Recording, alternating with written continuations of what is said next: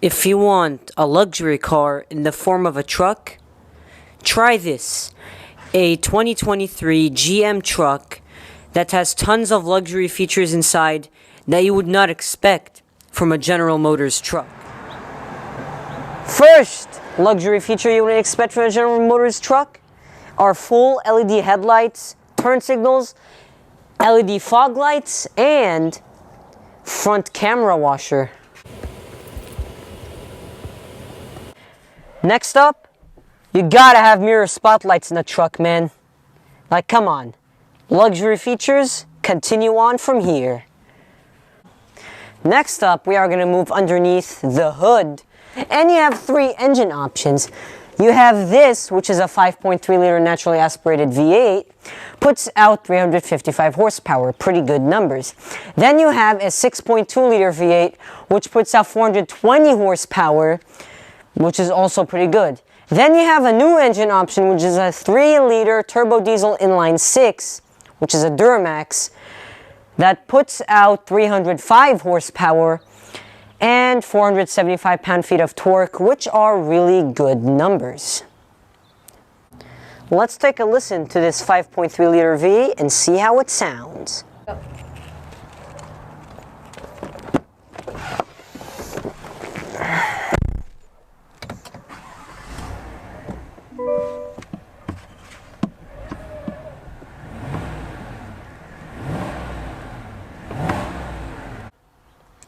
And next up, we climb onto the interior of the Sierra Denali, and I gotta say, it's actually pretty nice in here. I mean, you got these beautiful leather seats, heating and ventilation. Overall, just a really nice interior for a truck. Keyless entry, of course. And here we are. Denali on the gauge cluster.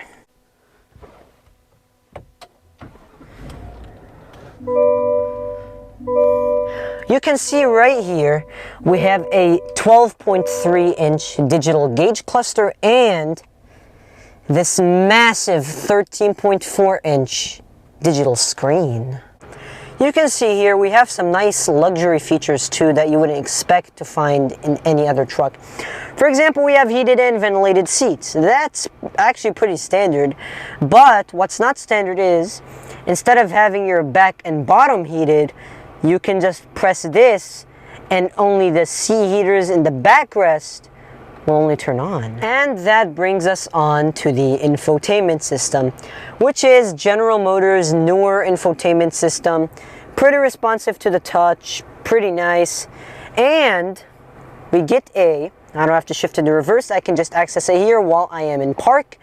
A high resolution camera system, front and back. Here's the backup camera, even though I am not in reverse. Top down view.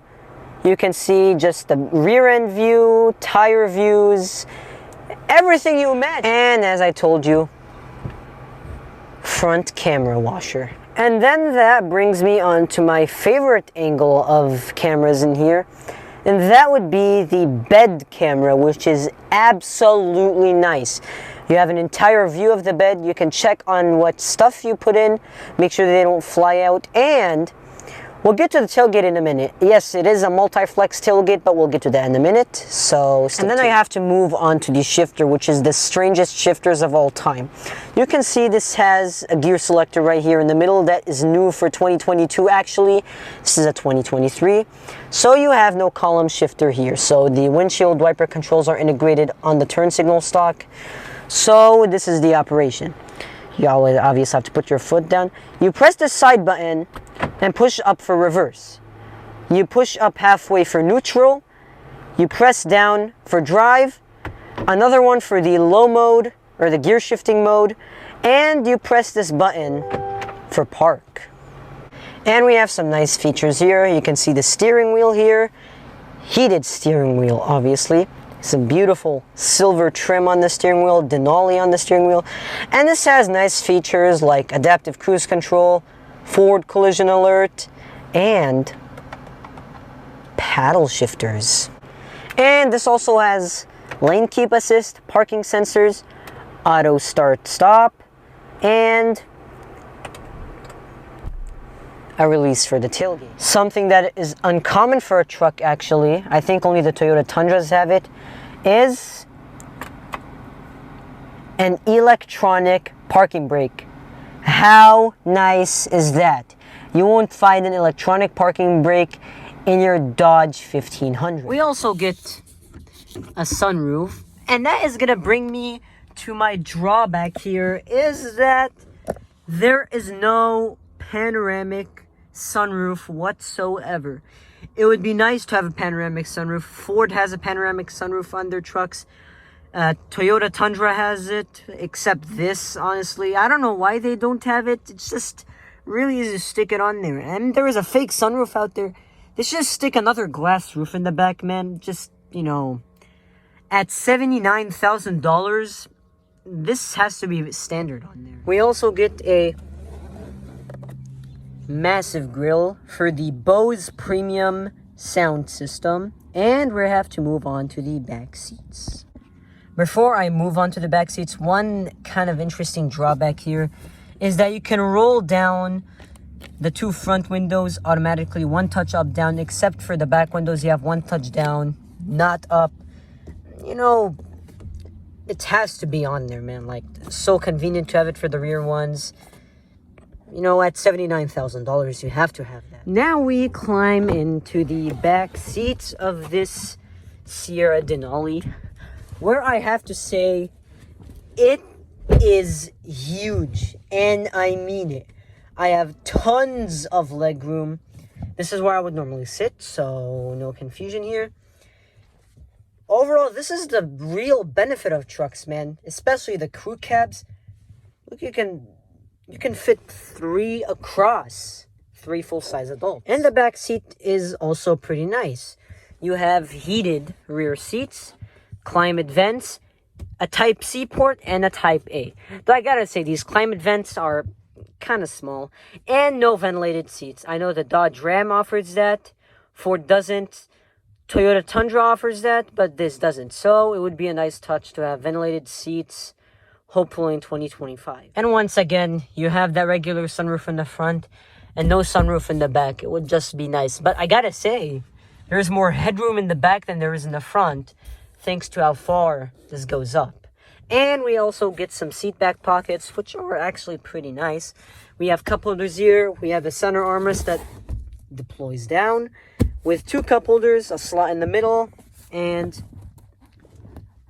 a plush armrest. We also have this beautiful open pore wood trim that continues onto the dashboard and all 4 doors. We have some leather here. Again, Bose premium sound system grille. And we have some cup holders in the door. And I gotta say, this all down here is just cheap plastic, man. Why doesn't General Motors make everything nice? Next up, we move on to the back end, or I should say the rear of the GMC Sierra Denali, where we have the tailgate, of course. Now you can see this has a variety of configurations, actually. Right now, I don't know if you can see it, it's in its standard position. Normal truck bed tailgate, whatever. Then, you have this, which is basically you can use it as a work surface or anything like that. Then there is the third configuration you can get it in. You can use this as an extension. You have some lumbar here, you have some lumbar here. It can rest on this so it doesn't fall out. The fourth configuration, you open up the whole tailgate and you have this up. This acts as a bed extender, so you have some longer items in the bed, they don't fit. Just open the tailgate and extend this out, it'll be fine. And the fifth and final configuration is you can drop the tailgate down, drop the inner tailgate down, and use this as a step. But even then, you might still fall if you're an elderly gentleman. So, GMC has included a railing. So you step, you grab the railing, and you are in your carbon composite bed, which is really, really durable. And you have a kicker audio system in the bed. And this has an exhaust that sounds really good, actually, for a truck. Let's go see how it sounds.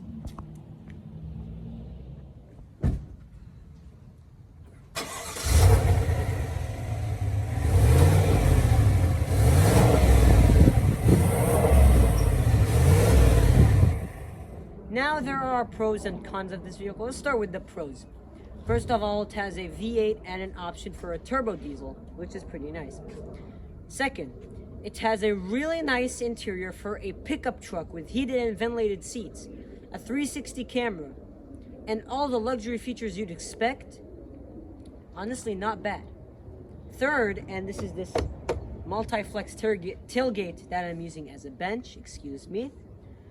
You can see it has a variety of configurations which make your life easier using the tailgate of that truck.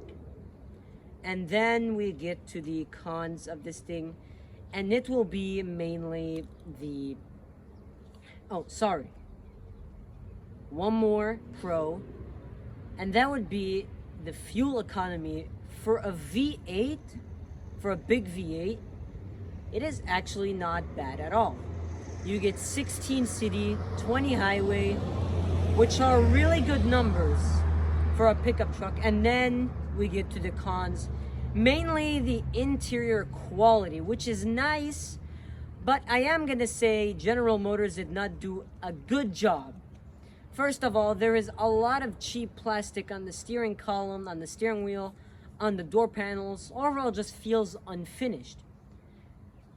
And continuing on with the cheaper plastic, the turn signal stock, the steering column, the power electronic steering adjustment, man, it doesn't really make sense. At 79 grand, Toyota does better.